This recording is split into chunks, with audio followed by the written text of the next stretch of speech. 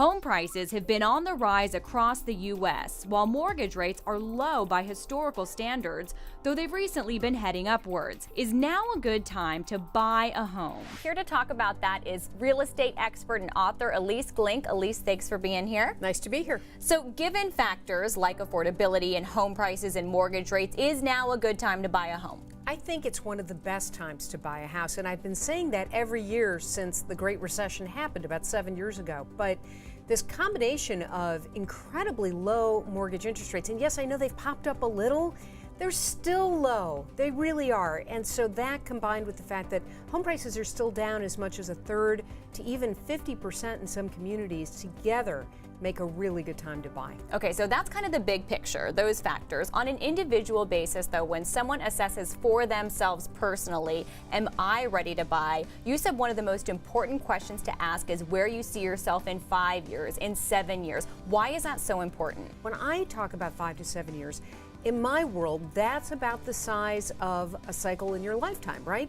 If you're in your 20s, you've just graduated, you've probably got enough debt paid down, you can go buy your first house. If you're married, in a relationship, in a partnership, you want to have kids, 5 to 7 years down the line, you probably will. So by looking out over a little longer term, you're much more likely to buy a house that you can stay in and make money on instead of lose money. How long should people expect to stay in their home before it would be reasonable to sell it without losing money and hopefully to make some? Most people don't even realize how much it costs to sell your house. I mean, you've got a broker's commission, okay, 5, 6, 7%. Who knows what it's going to be when the time comes for you to sell.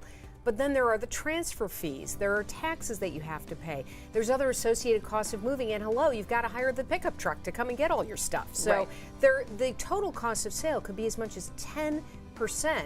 And if you're only seeing price appreciation of 1 to 2% per year over the price of inflation, it takes 5 to 7 years for that to all even out. Ilyce, though mortgage rates are at historic lows, they have risen about 0.5% on average nationally recently. Should potential homebuyers be concerned about rising rates? You know what? If 0.5% is the difference of affordability or not, if you can't afford 0.5% higher, you're buying the wrong house. Buy a cheaper house. There are a lot of them out there.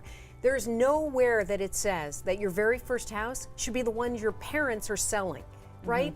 That's the house that they've grown in for 30, 40 years. Your first house could be just a little smaller and not the last house you're going to live in. But I want people to understand that if that 0.5% rise is going to make the difference, go cheaper. Ilyce, thank you so much. And we want to hear from you. Connect with us on Twitter at Yahoo Finance using the hashtag DestinationHome.